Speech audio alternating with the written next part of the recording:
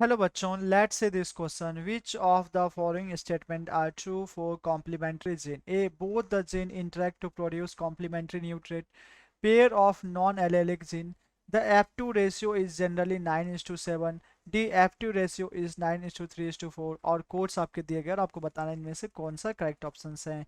सबसे पहले मैं बात करता हूँ की कॉन्सेप्ट के बारे में की कॉन्सेप्ट में भी सबसे पहले मैं बात करूंगा कॉम्प्लीमेंट्री जीन कॉम्प्लीमेंट्री जीन के बारे में मैं बात करूंगा। देखिए, complementary gene it is a basically a non allelic interaction. ये जो है, ये जो जीन है बच्चों, ये नॉन एलेलिक जीन इंटरेक्शन है। Non allelic gene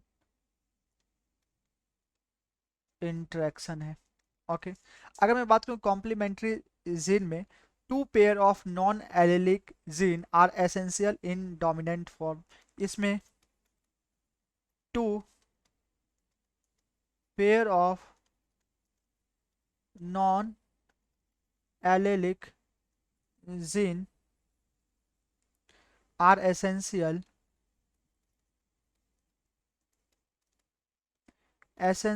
in dominant form to produce a particular character.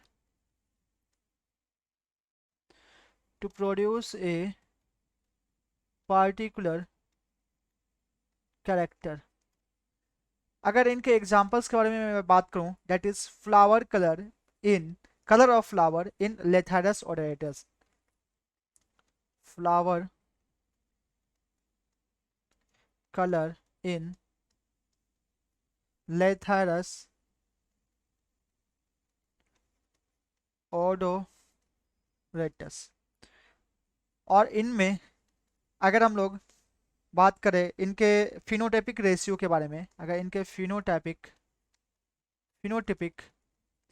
Ratio के बारे में बात करें तो phenotypic ratio 9:7।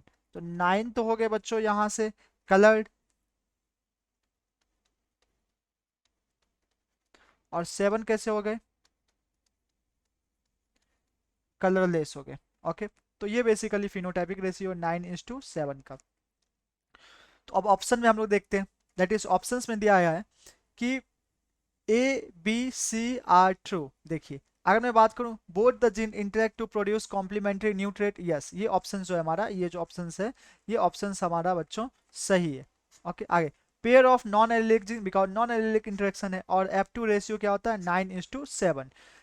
F2 ratio is generally 9:3:4। अगर मैं बच्चों, अगर मैं बात करूं कि F2 जनरेशन में 9:3:4, 9:3:4, 3:4, ये 9:3:4, ये जो रेशियो बच्चों, ये जो रेशियो एग्जाम्पल है रिसेसिव ईपीस्टेसिस का एग्जाम्पल है। रिसेसिव ईपीस्टेसिस का एग्जाम्पल है। 9 यहाँ रिप्रेजेंट करती है एगोटी को, 3 यहाँ रिप्रेजेंट कर रही है बच्चों ब्लैक को, और 4th यहाँ रिप्रेजेंट कर रही है एल्विनो को। ओके, ये रिसेसिव एपिस्टेसिस सो किस में होता है, इसको हम लोग सप्लीमेंट्री जीन भी कह सकते हैं।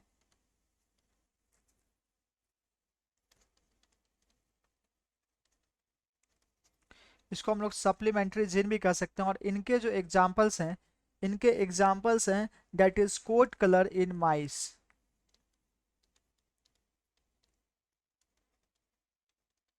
Coat colour in mice is example of recessive epistasis.